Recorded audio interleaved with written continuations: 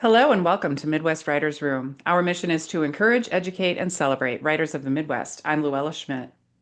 And I'm Ken Humphrey. Today's chapter break episode features Steve Fox in his latest publication, These Are My People, which comes out December 16th, 2025. Steve is the winner of the Rick Bass Montana Prize for Fiction, the Zona Gale Award for Short Fiction, the Great Midwest Writing Contest, the Jade Ring Award, the Wisconsin Academy of Sciences, Arts and Letters Fiction Contest, and the Midwestern Gothic Summer Flash Contest. His fiction has appeared in New Ohio Review, MQR, Whitefish Review, and others. And not to mention, he is a friend of the show. Friend of the program, we had him on recently for a full length episode. Now we're going to focus in on one of his books. So let's take a look at the synopsis on this book. Award winning writer Steve Fox returns with These Are My People, where some houses are dark, some are bright and smell of busy kitchens, and some have rooms beyond a looking glass. People crash trucks and make snow angels and spill coffee and buy pottery and self starve in room basements and day drink at nursing homes and can smell broken love through brick walls and make apple pies for new neighbors. Whirling and wondrous, these stories show Fox at the peak of his powers. Oh, fantastic. Hi, Steve. Welcome to Midwest Writers Room. How are you doing today? Hey, Luella. Hey, Ken. I'm doing well. How are you two? Happy to have you. Oh, thank you. Happy to be here. Good to see you guys again. Yeah, I'll give you a welcome back on the second turnaround. So let's dive right into this book. Sure. So I'm not a short story collection writer. I'm not even really much of a short story collection reader. And one of the things that always intrigues me about that is when you're drafting up a book like this, how do you determine which stories essentially make the cut and which get left on hmm the table? So yeah, which stories make the cut? Yeah, that's a good question. Sometimes they come together naturally. And I like to think, for example, if my first collection that got published, Sometimes Creek, the title story caught the attention of the publisher. That's essentially how I got published. Cornerstone Press contacted me and said, "What else do you have that's like this?" They said, "This is cool. What else feels like this?"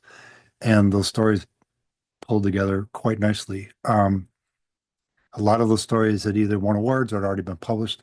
They'd already been through a round of editing by magazine editors and journals, and I ran them through an editor, so they were already done. This collection of stories are the ones that made that collection possible, and they kind of took place. Well, they definitely took place when I decided to start taking writing more seriously again. I came to a point where I realized that it's kind of now or never in my lifetime. Like if I was going to make this happen, I had this talent, I have to develop it. People like Joshua Bell, Leo Messi, Michelangelo, they don't just happen overnight, right? They don't just become the world's greatest soccer player or fill concert halls just like that. They got to work at it. So that's what I did. And these are the stories I did to bang those out. Meanwhile, I began writing other stories, and those are the ones that went into Sometimes Creek. And these had a more um, just a different feel in terms of what I call kind of intimacy of place and space, and that I like to create. And I'm stealing this line from a book on craft that I read, but the last name of the writer is Derasmo, and they talk about creating intimacy between the author and the page, and on the page with the characters and with the reader. And it's kind of in this gauzy space of perspective. I mean, there are times in my stories where perspective shifts from one character to another within a paragraph, and a couple times within a single sentence. But I keep you all there. So in these stories that These Are My People, most of those stories felt more like that. And I kind of left them as a separate work. And that is why they stuck. It took longer to get ready for publication just because I'd set them aside and continue to work on other things. I constantly have like 7 to 10 stories in the works. Okay, that makes perfect sense. So, what draws you to writing short story collections versus full length novels? Is that what you read on your own as a pastime? Yeah, I mostly read short stories. A lot of it is just time. I'm pretty busy raising 3 boys and a dog, and I'm married and I have a job and all that. But it's also, I just like literary fiction and stories that, they don't necessarily have tightly wrapped endings. Um, I kind of define literary fiction as a situation where, commercial fiction is like girl meets boy, girl loses boy, girl and boy get back together again. The end. literary fiction is girl meets boy, girl loses boy, girl never sees boy again, the end.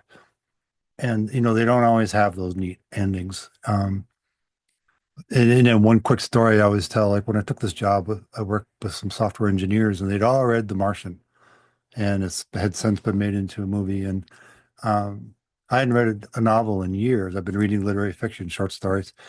Everyone, from Kurt Vonnegut all the way, to Kelly Link and Karen Russell and people like that, and not exactly neat and tidy endings always. Well, with The Martian, it was so linear, I almost lost my mind because it was just like nothing was unexpected. Like I never was worried that he'd be fine, even though the very first line of the book, and I can't say it in the public sphere what that first line is, but despite that line, he's going to be fine by the end. And it's just a linear arc. And that's also something I just can't really quite picture is 90,000 words of something that comes wrapping up. I'm more in that 5 to 6K space, or even shorter, 2 to 3 a lot of times. Does that answer your question? It does. It does. And I guess I never thought of a novel in that light as just sort of this linear progression that comes full circle, and you do know the ending a lot of times in the novels, or what you think is going to be the ending. So, yeah, interesting perspective. Mm, Yeah, I also can thanks. really relate to the idea of having a whole story in a shorter space being an interesting and difficult process from time to time. And we talked before recording about revision a little bit, and I tell us a little bit about your struggles with revision as you're putting together These Are My People. Yeah, some of the stories, it took a really long time to write. Like I said, these are the stories that sort of made the stories and sometimes Creek possible. And I was working on these stories while pulling out of a really wicked experience of PTSD. And that's kind of when I realized I was writing more, as I kind of wrote myself out of this dissociative fugue. And that's part of the reason why I set them aside was they weren't done yet. And I was kind of scattered, mentally at the time. So I'd write about these other things. And when it came time to work on this collection to get it ready for publication, um, for me anyway, revision is really where the real writing takes place. I can knock out the story, and a lot of times I don't know what's going to happen.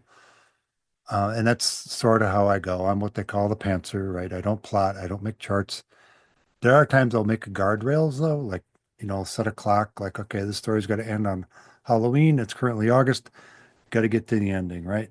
That's essentially what happens in the story, sometimes Creek in my other collection. So I know I've got those milestones, but I really don't know what's going to happen. Um, so it was difficult about the stories in These Are My People. It was kind of reliving some of those moments when I knew I was pulling out of this nastiness in my life, and also getting them up to par with the stories that had already been published in Sometimes Creek. They had to be just as good, but respect the story that I wrote at the time. Really hard, I think. And that is where you got to work on the turns of phrase and get them done correctly and well received. So some people had read the story many times. I definitely had. They say read the book or write the book you want to read. And yeah, I'd say it's good advice because you're going to read it 1,000 times. So it helps to feel like it and read it aloud. That's a really good point, actually. You better like it. It helps. I mean, there No are times, kidding. I did ask somebody, do you ever get sick of the stories that you're writing? This is an author at a reading event. And she said, I think that's when you know you're done. When you're sick of the Yeah. story, then it's finished. I'm like, okay, Yep. Gotta work. Yep. wrote that one So down. tell us a little bit about, one of your favorite characters or one that's particularly like pivotal in your collection that you want to share. Um, yeah, so there are some characters that overlap even between the story collections because there is like this nebulous place, sometimes Creek. It's essentially Western Wisconsin is what I'm picturing. And that's where I'm from. That's where I grew up. And so one of the characters' name is Harriet. She's a retired professor of chemistry, UW Noisy Creek, because why not, right? And another one is Elspeth, and Elspeth is a woman I conceived of. I actually had a tick-borne illness called ehrlichiosis, and really high fever. I was super sick and all that. And, I hate to say she came from a fever dream, but she kind of did. This woman with blue hair was baking bread, and I'm like, wow. And her name was Elspeth. I'm like, okay, cool. And she said all these really, really funny things, and I wasn't really well enough to write them all down, but I did jot down a few things. She persists. I actually thought about naming the collection Elspeth for a while because she is in so many stories I've written. They're not all in the collection, but she's out there for sure. That's great. What a story, Ken. Yeah. Can you spell her name? Elspeth? Is that what it is? Spell Yeah, it, please. Elspeth. Yeah, I literally dreamt the word up, but it's an old English name, and she's like the main character in the title story. These are my people. Oh, That's so okay. cool. A That is These are literal my fever people. dream. yeah. Literally a fever dream. Yeah, who knew? So, folks, when you're just flying high in that fever dream, don't disregard what you think about. Who knows what can emerge from that? There's anything we've learned on this podcast, it's that inspiration is all around us all the time. Yep. You just It have to is, look. exactly. I always say, what isn't a writing prompt? I mean, it's Yeah, everywhere, and it's almost distracting Yep. yeah. You if you don't get Once a let the it. choice. awareness is there. Yep. You don't get a choice. It's going to hit you whether you want it to or not. Yeah. Mm. All right, Luella, should we dive into the reading? Yes, sir. All right. So, Steve, when you're ready, go ahead and take it away and share a little bit about These Are My People and tell our listeners where you're reading from so they're kind of oriented. Yeah, so this is from a story called Rings. It appears in the collection. These are my people, and I did mention the character. Her name is Harriet. She's a retired professor of chemistry at University of Wisconsin, Noisy Creek. And what else we need to know about her, or where I'm dropping you? Harriet is sitting and she's looking outside, and another cat has walked into her yard to lay down and die.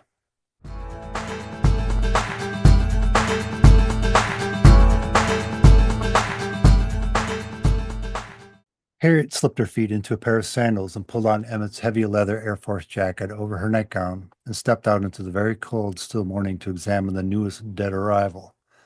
Naked blades of crystallized grass snapped and shattered beneath each step. Her breath hung in stiff plumes in the calm morning air as she eased towards the woods on the west end of her city lot. Beyond the woods, Noisy Creek chattered cold and swift and loud over rocks and boulders in its rush to join the St. Croix River a few miles to the south and west. She rested a bare foot on the back of the newest cat, dead on its side and still warm to the touch. Her toes glided through soft tufts of fur and pressed down on its rib cage. Ectoplasmic threads of gossamer steam looped up from the cat's nostrils and slowly coiled and glided toward the house, knifing through the winter air and finally dissipating near the slender trunk of a young maple tree near her back porch. Beyond the young maple, a man and woman on the sidewalk exchanged much livelier breaths as they conversed in cold, poofy dialogue bubbles. Harriet penciled an imagined conversation into their translucent plumes, framing the couple onto a page of a Sunday morning comic strip, with one bare foot still resting on the fleeting heat of the cat's furry rib cage. Woman, got one at the Walgreens then. Man, oh, flu shot? Woman, no, a palm reading. Man, oh, geez. Her gaze returned to the cat beneath her foot. Cold, still morning, January, Noisy Creek, Wisconsin. She wiggled the toes of her other foot, bare beneath the straps of the slip-on sandal. A Walgreens palm reading, she chuckled. Of all things. She glanced at cat number one, its hazel eyes now long frozen solid, two freezer burning, stunned across the lawn through the spindly winter shrubbery towards Vinny Street. She wasn't sure about cat number two and when it came and how it acted or behaved prior to hooking up with cat number one to die with its nose on number one's rump. Cat number two had appeared in the middle of the night, and Harriet wouldn't have noticed it at all if it weren't for the jeering blue jays calling out in distress or delight at the sight of the new dead thing at first light. Cat number three had wandered into Harriet's yard practically lost, like some stoned adolescent boy.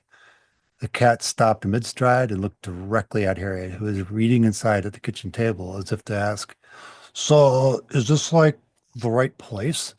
I'm looking for like a string of dead cats." To which Harriet calmly indicated with a slight tilt of her head, channeling her brainwaves down an invisible conduit. Yep, it's over there. The cat moved on and finally saw the other two sprawled out end to end to form the beginning of a crescent. Cat number three glanced back towards Harriet as if to say, "Looks like I found it. Thanks," and continued. It lay down and connected to cat number two, completing a perfect half moon of felines. Minutes later, she set down her book, slipped on her sandals, and threw a coat over her shoulders and walked outside to check it for a tag. "No one ever lays claim to the damn thing," she said, giving the cat a solid punt. It didn't budge, having already adhered so firmly to the ground as to practically become part of the earth itself. Harriet rubbed her foot and cussed. The next group of cats settled inside the first seven, forming a concentric circle within. Then the next grouping coiled inside those, and so on until the entire area of the circle filled with dead, frozen cats. "Rings," Harriet croaked, shaking her head at the cafe across the street. The waitress poured coffee. "They're coming," she said to the waitress casually, as if noticing that the leaves were clinging to the branches a week or so longer than expected this fall. "To die in rings." Harriet drank coffee from a cup fashioned after Elvis Presley. The waitress asked about waiting for spring to bury them. Harriet nodded. She liked the waitress. "Thankfully, it's been so mercifully cold," Harriet told her, "so they won't stink up the place."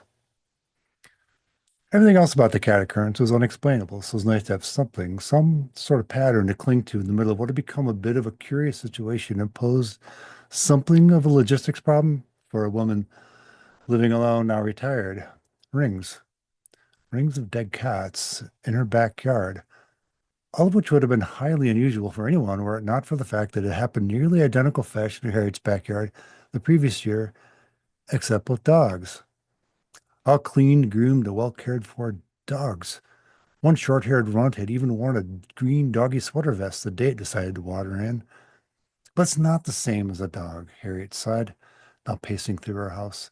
She paused, hands on hips, looking at the looking glass hung on the wall connecting the piano room to the library. "I know," her reflection said. She twisted the ends of a length of copper-colored hair between a thumb and forefinger. "The dogs make connecting rings, not concentric ones. By those two ash trees where the woods get thick. About 25, all connected." She glanced out from her side of the mirror toward the cat stack and folded her arms. "I was here for that. Remember, Harriet?" Harriet laughed like a raven. "Of course, honey." She glanced quickly back at her reflection and smiled. She liked how she looked 30 or so years ago. The reflection smiled back at her, liking what she saw 30 or so years later.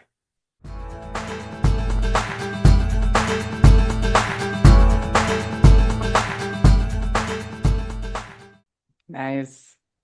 And here's what I think of when when you're reading this. I'm like, all right, does this story end with us never knowing why the cats and dogs do that? And is that part of the short story magic of kind of, not having a wrap up ending? Because if that is the case, then I'm like, oh, well, now I don't know why it's happening, right?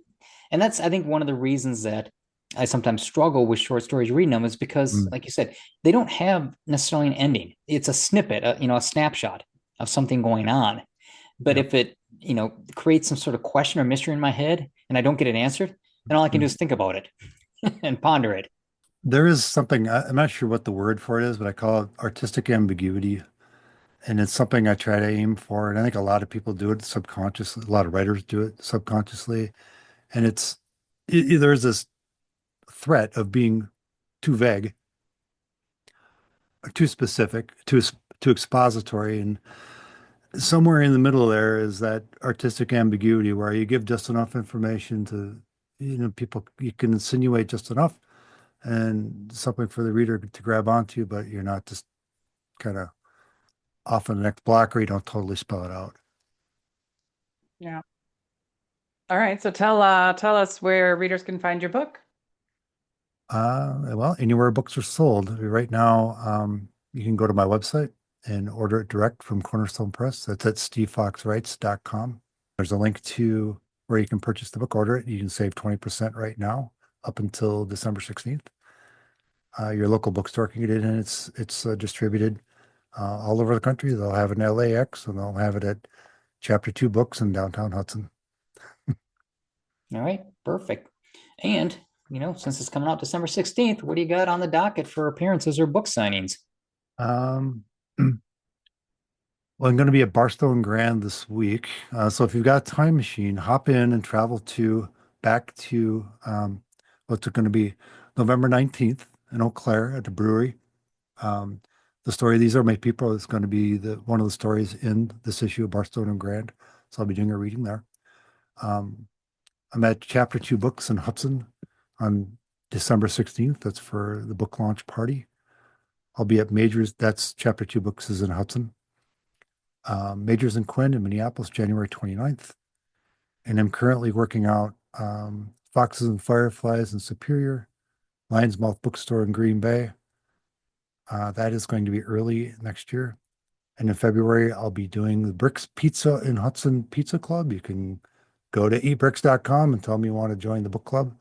They fill up their pizza plates with book readers, and authors come and read.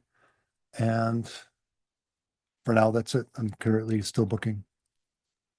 All right, perfect. And we'll list the links for his site down in our show notes. So I want to thank Steve for coming on, introducing us to These Are My People. I also want to let everybody know that to purchase a time travel ticket to go back to November, I do believe you have to go through stevefoxwrites.com. We do not have those tickets for sale here at the Midwest Writers Room. So thanks to everybody for hanging out with us in the Midwest Writers Room. I'm Ken Humphrey. And I'm Luella Schmidt.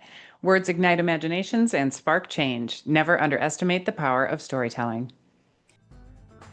Midwest Writers Room is a production of the Wisconsin Writers Association. Writing and editing by Luella Schmidt and Ken Humphrey. Sound design and editing by Ken Humphrey. Music for the Midwest Writers Room is written by Michael Ramir C. For more information, please visit wiwrite.org/podcast. Thank you.